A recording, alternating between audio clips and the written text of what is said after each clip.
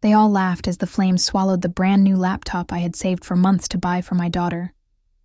My sister's kids clapped like it was some kind of game, and she stood there smirking, whispering loud enough for me to hear, well, Debbie shouldn't waste money on things she can't afford. My heart sank, but my daughter's tear-filled eyes cut deeper than fire ever could. I stayed frozen, every muscle stiff, pretending I didn't hear the cruel chuckles behind me. But inside, I was already planning a payback they would never forget.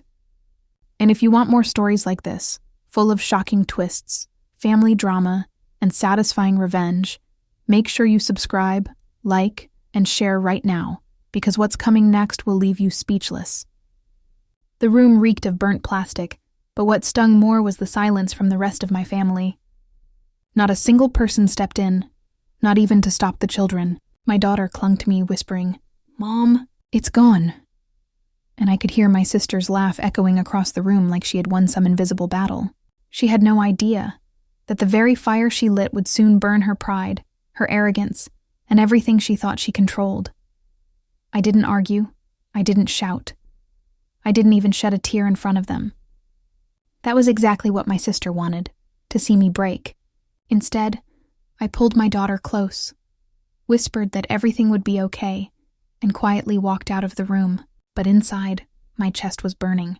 Months of sacrifice, working double shifts, skipping meals, hiding every dollar so I could buy her that laptop, had just gone up in smoke, literally. And the worst part? They acted like it was a joke. On the way home, my daughter kept asking in a shaky voice, "Mom, why would they do that to me? What did I do wrong?" I had no answer. How could I explain jealousy, cruelty, and arrogance to a child who only wanted to study, to dream bigger than this toxic family allowed her? I clenched the steering wheel tighter, promising myself this wouldn't be the end. If they thought they had destroyed us, they were about to see how wrong they were. Little did my sister know, I had already been building something in silence. Every night when she thought I was just tired and broke, I was pouring my energy into a project she couldn't even imagine. She laughed at me for being just a single mom. But I had plans, big plans. And soon, she would discover that the woman she mocked had turned into the very storm she could never escape. 2 weeks later, the whole family gathered for my father's birthday dinner. The dining hall was filled with golden chandeliers, expensive dishes, and the kind of fake laughter that only masked hidden grudges. I held my daughter's hand tightly as we walked in, pretending everything was normal. My sister spotted us the second we stepped through the door, her smirk sharp enough to cut glass. "Oh, look, Debbie actually showed up," she said loudly, making sure everyone heard. "I thought you'd be too embarrassed after what happened with that little toy."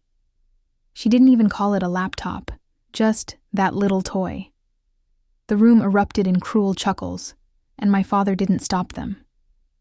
Instead, he asked if I had learned my lesson about wasting money I didn't have. My daughter's cheeks flushed with shame as she sat down. I could feel her nails digging into my arm, trying not to cry. My sister's kids whispered across the table, mocking her, saying things like, "Maybe your mom should save up for crayons instead." Every word was a knife, and every knife I let sink in deeper, because I needed them to believe I was powerless. That was the only way my plan could work. As the night went on, my sister raised her glass and began a toast that wasn't about my father at all. It was about humiliating me. "Some people in this family think they can play rich," she sneered. "But the truth always comes out. If you don't belong at the table, maybe you should sit on the floor where you fit." The guests laughed, some uncomfortably, but none of them defended me. My father just nodded in silent agreement, as if I was a stain on the family name. I sat there quietly, eyes lowered, letting them believe their words had crushed me. But inside, I was smiling a smile they couldn't see, because I knew something they didn't, that the very table they thought I didn't belong at soon, they would beg for a seat at mine. And when that moment came, every laugh, every insult, every cruel whisper would echo back to them like thunder in a storm they couldn't escape. I excused myself halfway through the dinner, pretending to look small and defeated, but the truth was, I needed a moment alone to smile. Because what none of them knew was that for the past year, I had been running something far bigger than they could imagine. Every night after double shifts, I would come home, put my daughter to sleep, and spend hours on my laptop, yes, the same one they destroyed, building an online business from scratch. They thought I was wasting my time. In reality, I was negotiating deals, designing products, and watching the numbers climb. Quietly, silently, patiently. While they mocked me, I had signed contracts with international suppliers. While they joked that I couldn't afford a new dress, I was finalizing payments from clients worth more than their entire savings. And while they laughed at the ashes of my daughter's laptop, they didn't know I already had 3 more in my office, all running my business operations. That night, as I stood in the hallway outside the dining room, I scrolled through my phone and smiled at the newest notification. Another payment cleared. 6 figures, just one of many. I looked back through the glass doors at the people laughing inside. People who thought I was weak, broke, and helpless. My sister's voice carried over the chatter, dripping with arrogance. "Debbie will never make it," she declared proudly, clinking her glass with my father's. I almost laughed out loud, because tomorrow, in front of all of them, their words would come crashing down. A storm was coming, a storm with my name on it. And the very people who called me worthless would soon see just how expensive their mistake really was. The very next evening was my sister's grand anniversary party. Lavish.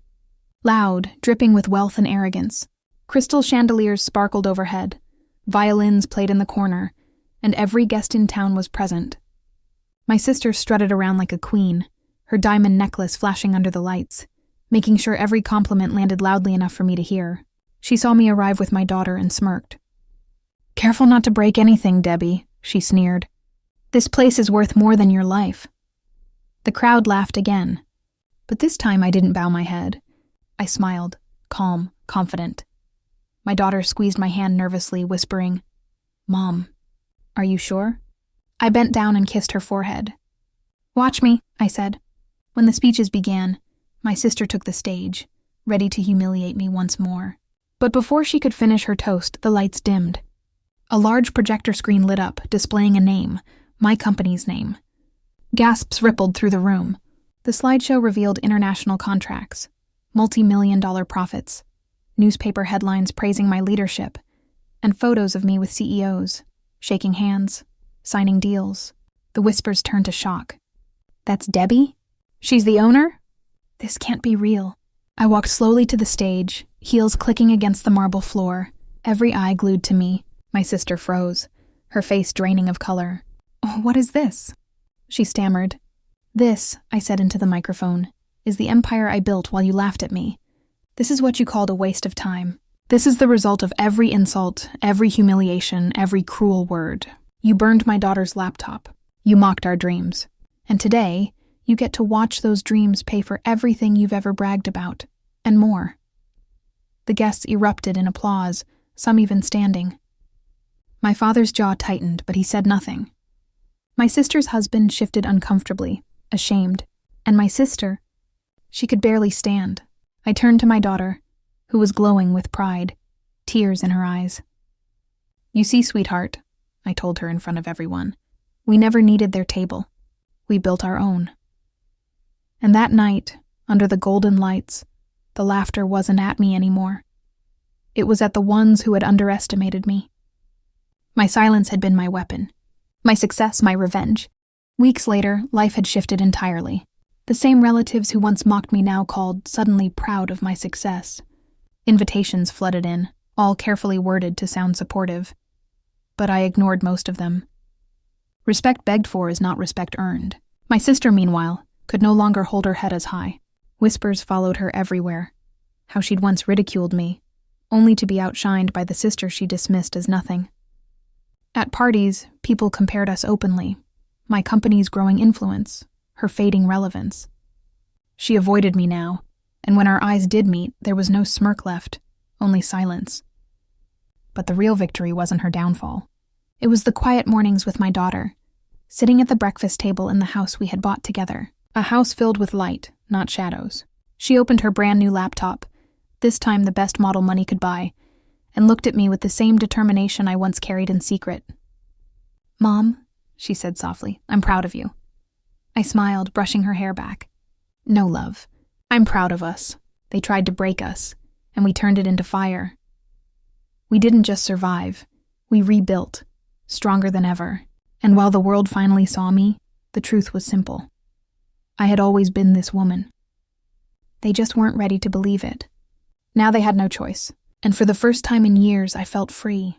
Months later, standing on the balcony of my new office tower, I looked out at the city lights glittering like 1,000 promises.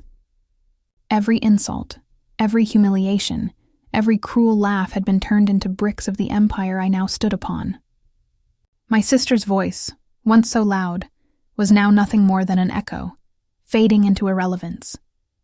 But I didn't build this to destroy her. I built it so my daughter would never again feel small at anyone's table. She now walked with her head held high, confident, fearless, carrying dreams too big for anyone to burn. At our grand launch event, reporters crowded around, cameras flashing, their questions swirling, but my daughter took the stage before me, her voice steady and clear. My mother taught me that even when the world doubts you, even when they laugh at you, you must keep going. Because one day the same people who mocked you will have no choice but to applaud you.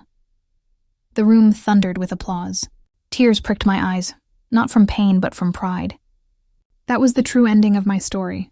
Not revenge, not wealth, not applause, but legacy. A future where my child knew her worth. A future where no one could silence us again. And as the lights bathed us in gold, I finally understood. The greatest revenge is not proving them wrong. It's living so well. They can never forget they were the ones who underestimated you,